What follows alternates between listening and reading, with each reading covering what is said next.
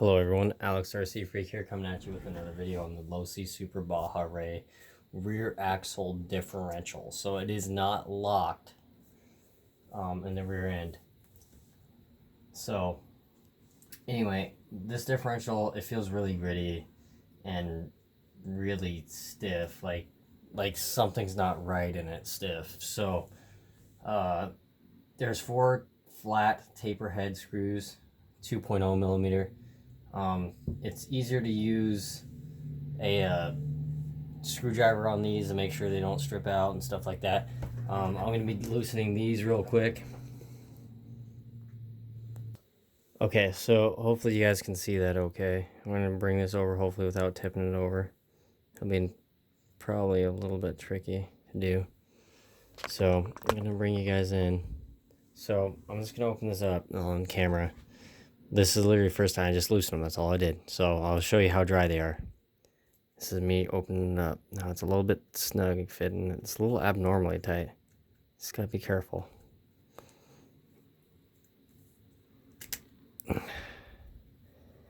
So as you can tell, it's bone dry. Looks to be, well, it's not bone dry. It has a little bit of fluid in there, but it looks to be, that's all the fluid that's in there. See how empty that thing is?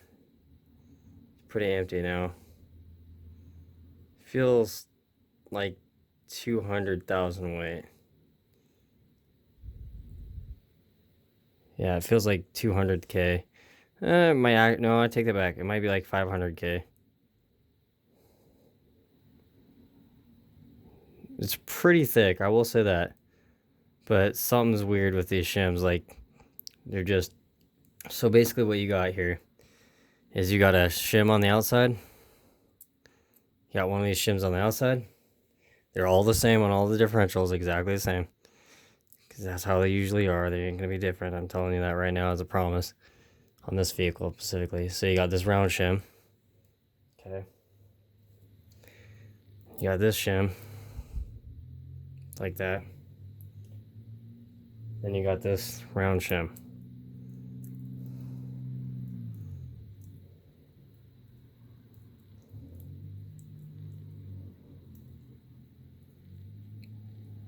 Again. So you got a sandwich going on here. Right there. That's a big sandwich. Then you got your gear. So I'm just going to set that aside for right now.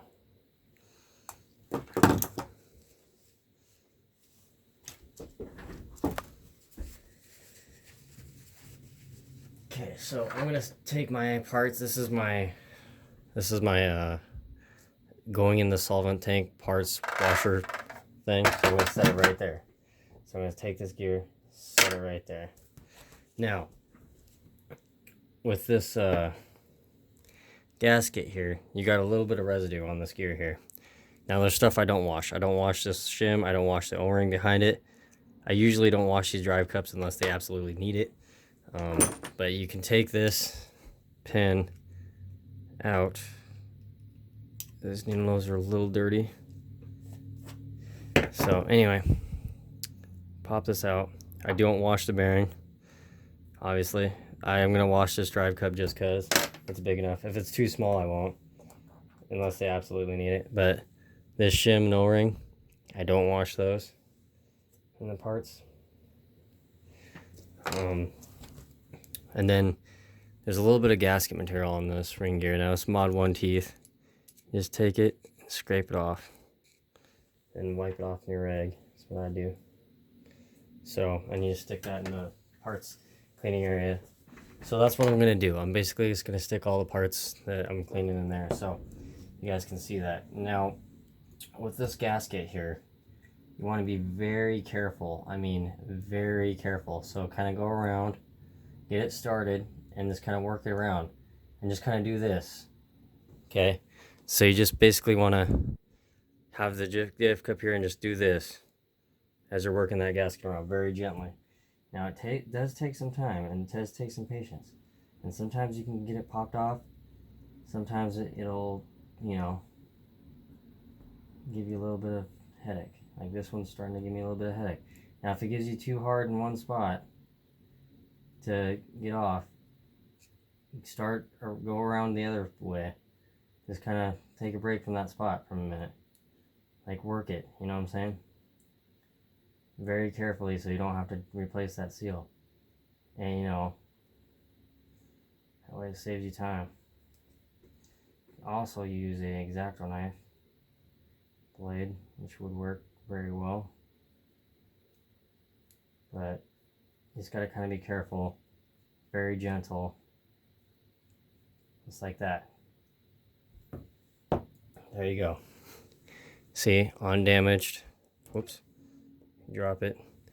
Undamaged, stuff like that. So what I do is to clean these, I take a towel like this and I just do this. I just do the tap technique.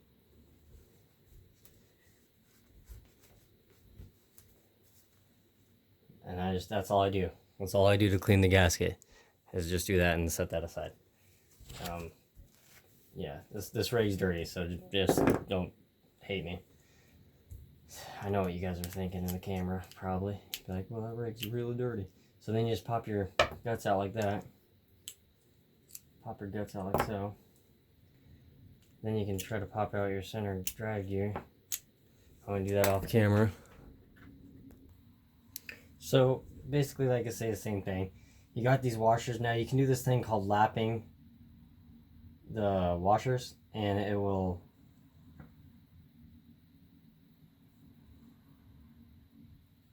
actually make it smoother for the way that they do these washers here.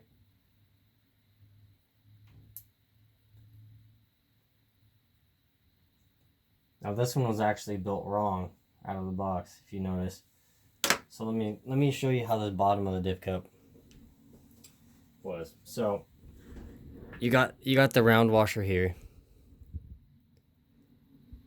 You got the round washer here. You got these two square ones in the center and the round washer on the end. So usually you get a round washer in the center and the squares on the, so this should have been like that. That's how it should have been built. So right out of the box, these are built wrong. That's how it should be right there. Then your gear goes on this end. So that's how it should be. That's how I'm going to build them.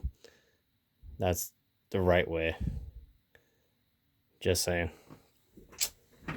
So anyway, I'm going to lap these. It's called lapping, where you take a piece of sandpaper, 800 grit wet sand paper, and you just do figure eights like that with your finger on these, just real lightly. You don't want to shave them down real a whole lot, just very, very lightly, or you can even take finer sandpaper than that. Now what you're doing, let me clean this real quick.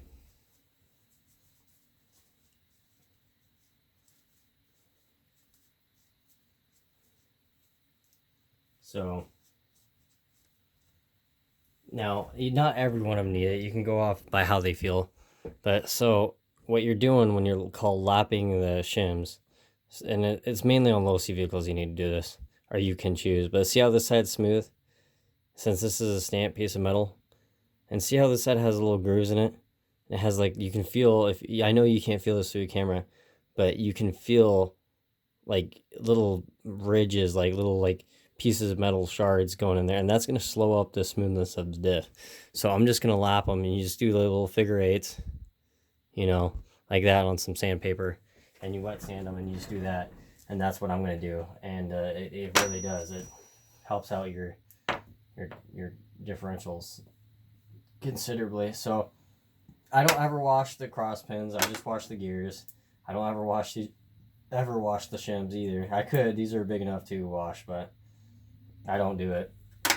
I just do the gears, and that's it. And then I just take these to clean them, and I just do this. I know this towel is dirty and it needs to be cleaned like ridiculously bad, but it's just kind of a work towel, but it doesn't really matter. You just clean the shims, and then you just do it like that, you know. And you do the same thing with these. Just take a towel. Now I recommend using a cleaner one than this, honestly. But you just literally, that's all you need to do. It's just that. That's it. That's literally all you need to do. There's no science going into it. Just take your tail, clean it. You can do that to the O-rings, everything. And then it's clean, you know what I'm saying? Unless you have like shards of metal, like you shredded a ring and pinion, and you know, you have shards of metal in your differential cup, you know what I'm saying? Then, yes, you know, wash those, clean them off, brake cleaner, whatever you can use, get them clean, and it would be very beneficial to you. So, yeah. So anyway, I'm going to do that, and that's pretty much the diff. Thanks for watching. Alex RC Freak out. Peace. That's a rear differential also.